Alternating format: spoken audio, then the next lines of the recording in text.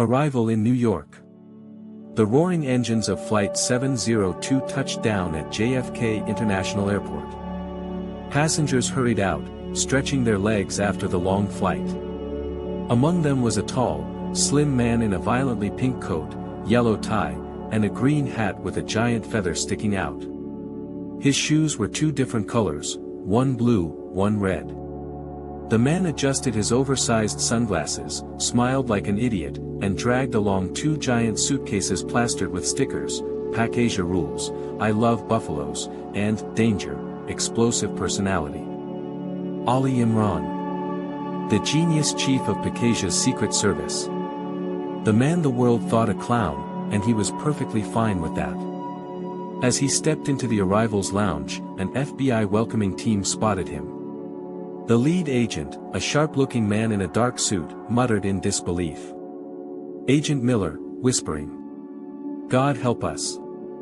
This is the legendary intelligence officer Pakasia sent us." Imran noticed the whisper. He dropped his suitcase dramatically, clutched his chest, and shouted in broken English. "Imran," loudly. "Sir. You insult my dress. This is Paris fashion. Top secret style. My heart is broke, just like your American football rules." Heads turned. Some people giggled, others frowned. Miller sighed and introduced himself. "Miller. Mr. Imran, welcome to the United States. We'll escort you to your hotel." Imran, grinning. "Hotel? Oh no, dear boy. I want Statue of Liberty tour first. And hot dog. Extra mustard. Then maybe FBI office to solve all your problems. But first, where's Elvis Presley? I came to see him." Miller.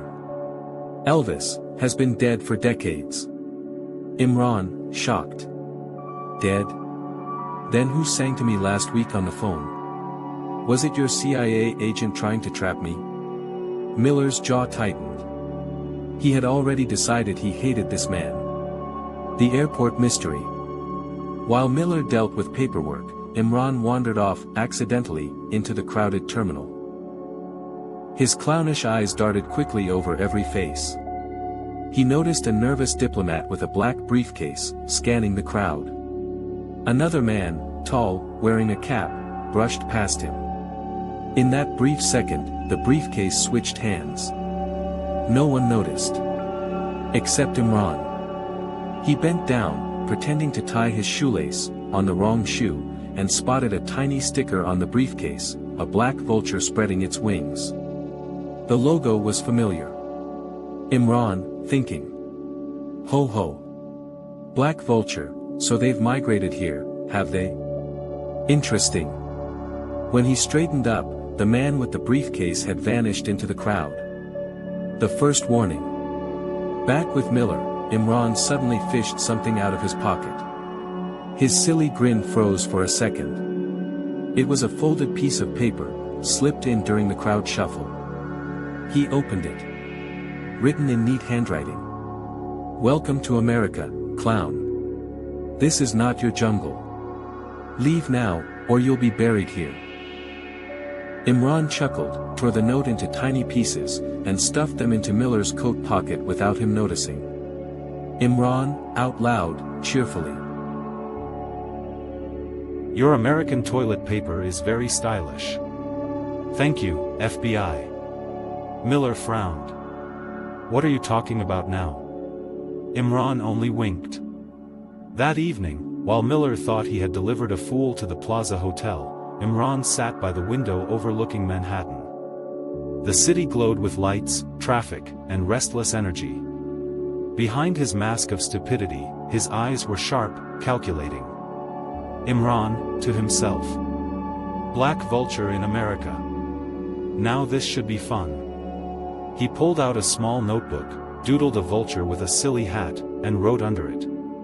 Chapter 1, The Clown Lands in the Lion's Denver. Then he laughed so loudly that the next room's guests complained. The Black Vulture's Shadow. The next morning, the FBI office in Lower Manhattan buzzed with tension. Telephones rang non-stop, agents shuffled in and out with files, and the giant board in the briefing room already displayed 3 headlines. Wall Street banker kidnapped. Explosives missing from military depot. Senator receives threat. The vulture strikes soon. At the head of the table sat Agent Miller, rubbing his temples. Across from him, sprawled comfortably with legs crossed on the table, sat Imran, dressed today in an emerald green suit, orange tie, and cowboy boots that squeaked every time he tapped them. Miller, snapping. "Mr. Imran, this is not a circus. 3 incidents in 24 hours. Our country is on edge." Imran, grinning. "Edge is good. Sharp edge cuts vegetables better than blunt knife. But why cry? Banker kidnapped? Good. He probably charged too much interest. Explosives stolen? America has plenty left. Senator threatened? Even your voters threaten senators daily. Nothing new." Miller's face turned crimson. "You think this is a joke?" Imran leaned forward suddenly. His tone dropped, serious, quiet, and chilling. "I never joke about vultures." The room fell silent. For the first time, Miller sensed a shadow of the man behind the clown. But then, just as quickly, Imran leaned back and yawned loudly. "Now, please bring me hamburger. With cheese. And fries. Big ones." The party infiltration. That evening, Imran received an invitation to a high society reception at a Manhattan hotel.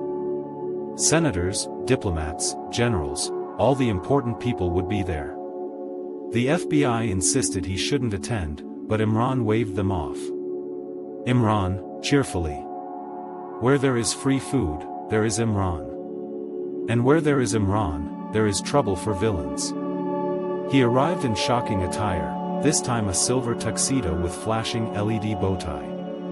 The crowd gasped as he walked in, immediately spilling his drink onto a senator's expensive suit, then serenading a diplomat's wife with an off-key song. Everyone laughed at him. Everyone underestimated him. Exactly as he wanted. Because while he played the fool, he was quietly dropping micro-listening devices into flower pots, under tables, and even into the pocket of a general who was too busy complaining about wine. From behind his idiotic grin, Imran's ears caught snippets of conversations. "The shipment leaves Vegas tomorrow. Pentagon security is already compromised. And the UN summit will burn in smoke." The last line made his smile tighten for just a moment. The secret team. Back at his hotel, Imran locked the door and dialed a secure line. "Juliana, darling, pack your heels and lipstick. Time to visit the land of burgers." By midnight, Juliana, Safter, Tanvir, and Black Zero had slipped into New York under false passports. Juliana, stylish as ever, arched her eyebrow. "So, darling, what's the game?" Imran scribbled a cartoon vulture on the wall. "Black vulture. They plan fireworks for the United Nations summit. Banker, bombs, senator, it's all one puzzle. And I love puzzles." Safter cracked his knuckles. "Just tell me whose bones I have to break." Imran winked. "Patience, my faithful buffalo. First, we go gamble in Las Vegas." Juliana groaned. "Vegas? Really? Is this a mission or your holiday plan?" Imran twirled his feathered hat and chuckled. "Both.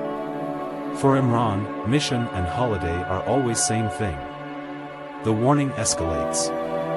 At dawn, while the team prepared to fly west, a package arrived at the hotel.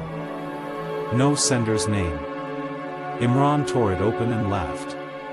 Inside was a single feather, black, sharp, stained with something that looked like dried blood.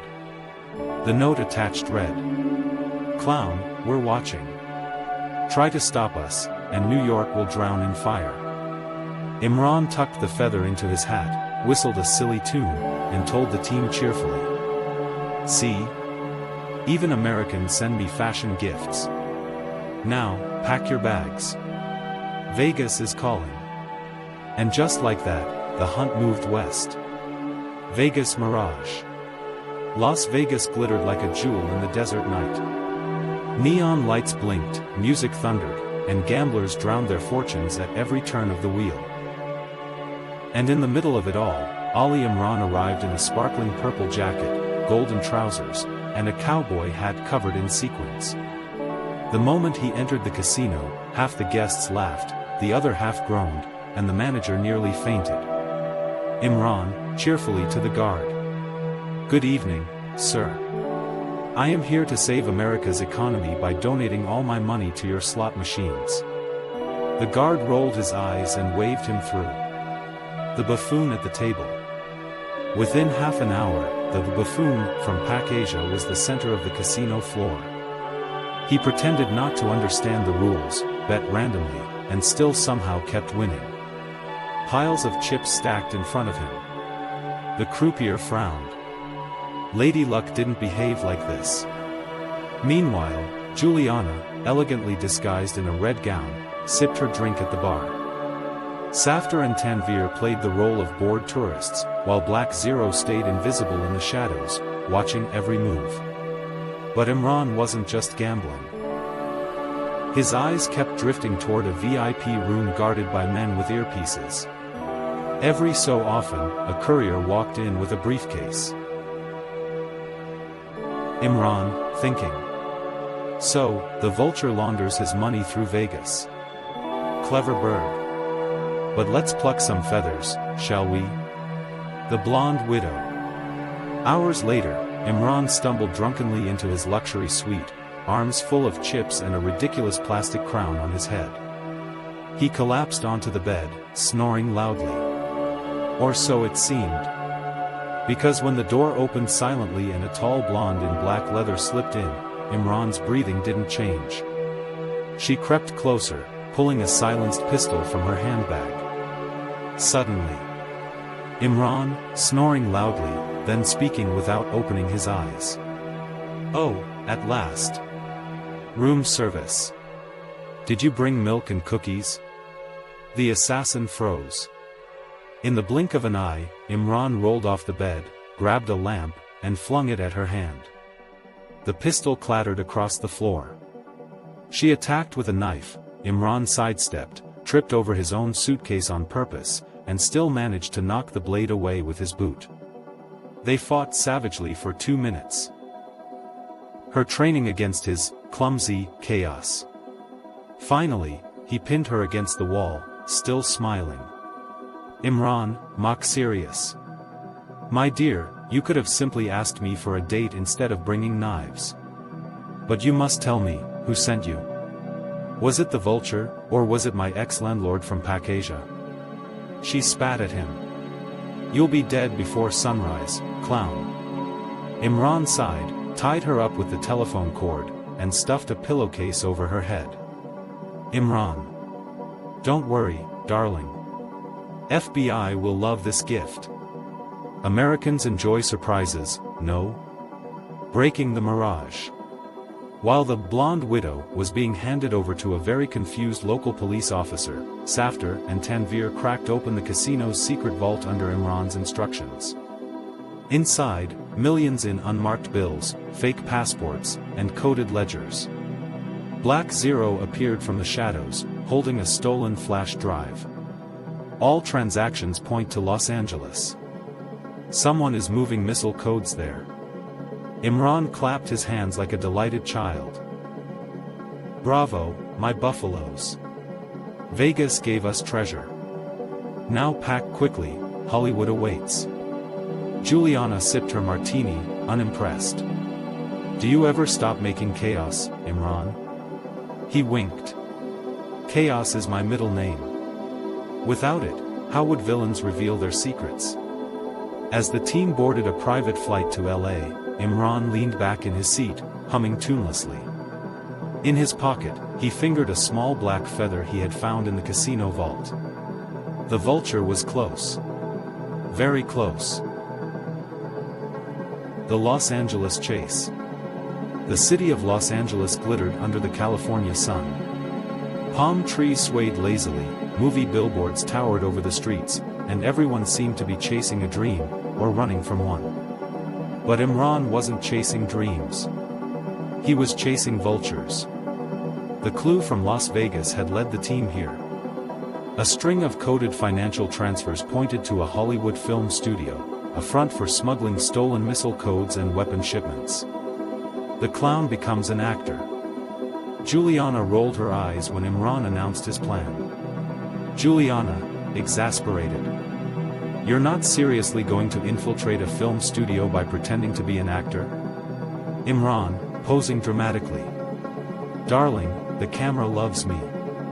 Pakistan's answer to James Dean. Watch and learn. An hour later, Imran had managed to bluff his way onto a film set, dressed in a pirate costume with an oversized parrot on his shoulder. The director shouted in frustration as Imran accidentally swung his sword into the scenery, knocked over a cameraman, and flirted shamelessly with the lead actress. But while everyone thought he was a lunatic extra, he was carefully mapping the studio. He noticed a heavily guarded warehouse disguised as a prop storage unit. Trucks went in and out, but no props came back. Imran grinned. Showtime. The warehouse discovery. That night, Black Zero and Safter sneaked into the warehouse while Tanvir monitored from the rooftop. Inside, under fake movie props, they discovered crates of advanced weapons, rocket launchers, explosives, and encrypted devices. But the biggest find was a shipment order, destination, New York. Delivery before UN summit. Safter's eyes narrowed. They planned to strike in New York. Big. Before they could escape, alarms blared. Floodlights lit the compound. Armed men stormed in. The Los Angeles chase begins. Gunfire erupted. Safter and Tanvir fought fiercely, knocking down guards, while Black Zero provided cover with surgical precision. Imran, still in his ridiculous pirate costume, burst out of the studio gates, commandeering a convertible car that belonged to one of the actors. He waved his toy sword and shouted at his team. Hop in, my buffaloes. Hollywood chase scene awaits. Juliana floored the accelerator. The car screeched onto Sunset Boulevard with mercenary jeeps in hot pursuit. The streets exploded into chaos. Juliana swerved through traffic at insane speed. Black Zero fired at tires with calm, deadly aim. Safter and Tanvir brawled with enemies who tried to jump onto the car. Imran, still holding his parrot, waved at terrified pedestrians and yelled. Don't worry. Just filming an action movie. No tickets required. Cars flipped, gunshots rang out, and neon billboards shattered. The chase blazed through Hollywood streets, down the freeway, and into an industrial dockyard. Face to face with the vulture. At the dockyard, the mercenaries cornered them. Engines roared, weapons aimed. From the shadows stepped a tall figure in a black coat and hat, the vulture's lieutenant. He clapped slowly. Well played, clown. But your circus ends here. Imran adjusted his crooked pirate hat and grinned. Ends? My dear bird, the show has only begun. Before the lieutenant could signal his men, Juliana triggered a hidden detonator Imran had planted earlier during his pirate performance. The crates in the warehouse went up in flames with a thunderous explosion.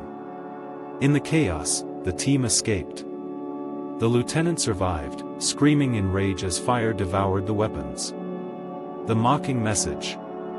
Back at their safe house, the team caught their breath. Imran pulled out a scorched envelope recovered from the dockyard. Inside was another feather and a note. Clown, you're clever, but still too late.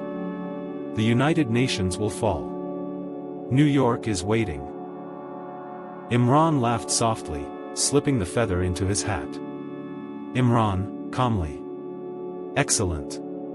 The bird wants us in New York. Let's not keep him waiting. Washington intrigue. The capital city buzzed with politics and power. Monumental buildings gleamed under the summer sun, and the dome of the Capitol loomed proudly against the sky. But beneath the grandeur, shadows stretched deeper than anyone could imagine. The team knew now that Black Vulture wasn't just a gang, it was tied to powerful insiders in the US military and intelligence world. The janitor at the Pentagon. At dawn, a sleepy janitor shuffled through the Pentagon's basement corridors, pushing a squeaky cart. His uniform was oversized, his mop dripping soap everywhere, and his humming was so off-key that guards winced. It was, of course, Imran. Guard, frowning. "Hey, janitor, watch where you're spilling that stuff." Imran, apologetically. "Sorry, boss. My mop is emotional today. It cries more than FBI agents." The guard scowled and let him pass. Behind his clowning, Imran slid a tiny scanner along doors, picking up electronic signals. One room in particular buzzed with encrypted communication. Imran accidentally spilled water on the door, bent to wipe it, and planted a bug beneath the handle. Minutes later, sitting inside a janitor's closet, he listened through his earpiece. Voice inside the room. "The UN summit is the target. Delivery to New York is on schedule. Colonel Whitmore himself will oversee the final phase." Imran's smile disappeared for a second. Colonel Whitmore. The decorated hero of 3 wars. Oh ho, the vulture hides in the eagle's nest. The colonel's game. That evening, Imran, back in one of his gaudy suits, barged into a restricted Pentagon lounge where senior officers were drinking. Gasps filled the room. Colonel Whitmore, tall, silver-haired, with sharp blue eyes, turned from his drink. "Who let this clown in?" Imran grinned and plopped down across from him. "Colonel. You're my hero. I've read your comic books. May I have autograph on my sock?" Laughter rippled across the room. The colonel smirked, clearly amused at the lunatic. He signed the sock, humoring him. But what nobody saw was that Imran, with sleight of hand, had slipped a recorder into the colonel's pocket. Later that night, the recording revealed everything. Whitmore was the true mastermind of Black Vulture. His motive? Greed and power. By orchestrating terror attacks and then selling weapons contracts through shadow networks, he planned to become the most powerful man in America. And his grand finale, blowing up the United Nations summit in New York, creating global panic that only his secret syndicate could solve. The confrontation.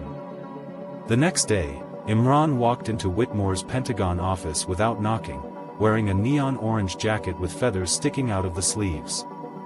Whitmore glared. "You again. You're lucky I haven't had you deported." Imran, grinning. "Deported? Oh, Colonel, but I love America. The hamburgers, the milkshakes, the corruption, it feels like home." Whitmore's face darkened. "Watch your mouth, boy. You don't know what game you're playing." Imran leaned closer, his voice suddenly razor-sharp. "Oh, I know, Colonel. You're the bird hiding in the eagle's nest. Black Vulture spreads its wings, and the world burns. But the clown always plucks the bird." Whitmore's jaw tightened, but he forced a smile. "Careful, Mr. Imran. If you cross me, you'll find yourself buried in Arlington before sunset." Imran stood, straightened his ridiculous feathered jacket, and winked. "Then I'd better hurry. I still have to buy flowers for my grave." He walked out, whistling, leaving Whitmore fuming behind him. The team prepares. That night, in their safe house near the Potomac, Imran gathered Juliana, Safter, Tanvir, and Black Zero. He drew a crude cartoon of a vulture on the whiteboard, with fireworks blasting behind it. "Ladies and buffaloes, our feathered friend plans to turn New York into roast meat. We've got 3 days before the UN summit. We must stop him. Safter clenched his fists. Just give me 5 minutes with that colonel. Imran shook his head.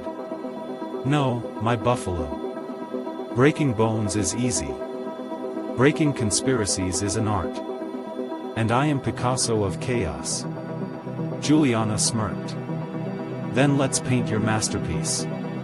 And so, the team prepared to move to New York City, where the final showdown would decide whether the world burned, or laughed with Imran.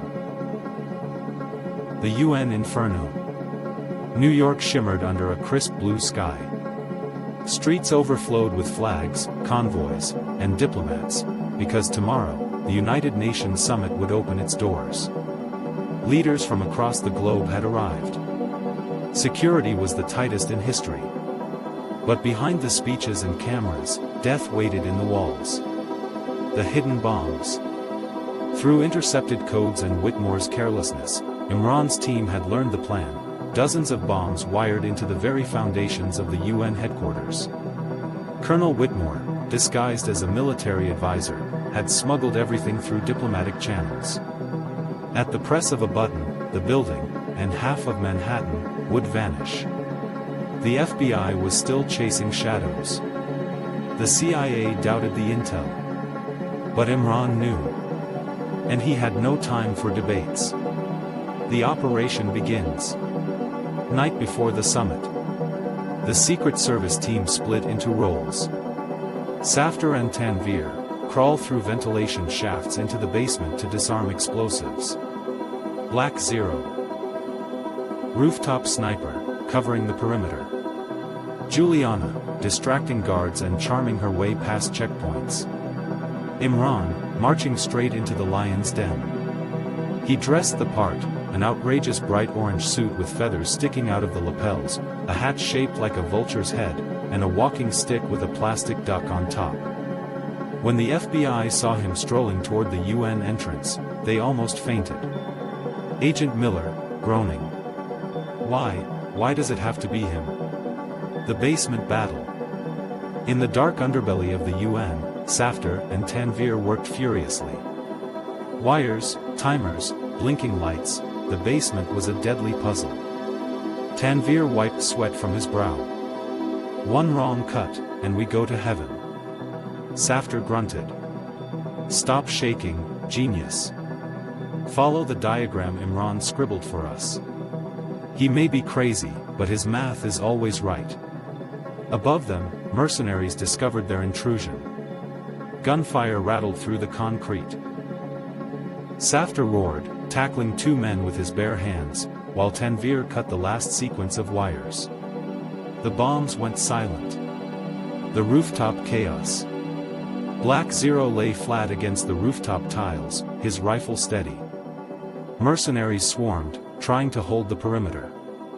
But every time a man peeked his head, a precise shot dropped him cold. He muttered into his earpiece, calm as ever. Sky clear. But hurry. The bird is restless. Imran versus the Colonel. Inside the control room overlooking the UN Assembly Hall, Colonel Whitmore stood before a table of detonators. His eyes burned with ambition. Then the door creaked open, and in waddled Imran, whistling off-key. Imran, cheerfully. Colonel. Lovely evening for fireworks, no? May I suggest adding disco lights for better effect? Whitmore's hand hovered over the main switch. You, clown. You have no idea how close the world is to collapse. Imran twirled his duck-headed cane. Oh, but I do. You press button, boom. Whole world cries. But tell me, what if clown pressed button first? He reached into his pocket and pulled out a rubber chicken. He squeezed it. It squeaked loudly. Whitmore sneered. You mock me while standing on your grave. He slammed his palm onto the detonator. Nothing happened. Whitmore's eyes widened. He tried again. Nothing. Imran, grinning. Ah, You see, Colonel, last night when you were signing my sock, I borrowed your toys. All detonators replaced with children's TV remotes. Very colorful. Whitmore lunged for his gun. Imran sidestepped clumsily, tripped over his own feet, and somehow knocked the pistol away with his ridiculous cane. In a flurry of chaotic movements, half accident, half genius, Imran slammed Whitmore into the console and handcuffed him with his own belt. The grand reveal. When FBI agents and CIA officers stormed the room, they froze at the sight. Colonel Whitmore, bloodied and furious, tied up like a turkey. Imran, wearing his feathered suit, balancing on one leg while eating a hot dog. Imran, mouth full. "Oh, hi boys. Don't thank me. Just clowning around." Miller's jaw dropped. "My God, you actually saved us." Imran winked. "No, my dear Miller. I saved your hamburgers. The bombs would have overcooked them." The epilogue. The next day, world leaders gathered at the UN, oblivious to how close they had come to annihilation. Newspapers ran stories of FBI brilliance, never mentioning the clown from Pac Asia. Imran and his team sat quietly in a diner across the street. Safter devoured pancakes, Tanvir scribbled notes, Juliana sipped coffee, and Black Zero said nothing as usual. Imran licked ketchup from his fingers and grinned. "See? America is safe. The vulture plucked. And nobody even gave me a medal. Perfect." Juliana smirked. "You don't like medals?" Imran leaned back, eyes twinkling. "Medals are for donkeys. Real players never show their cards. Now, my buffaloes, shall we visit Disneyland? I hear they have very good popcorn." He burst into laughter so loud that other diners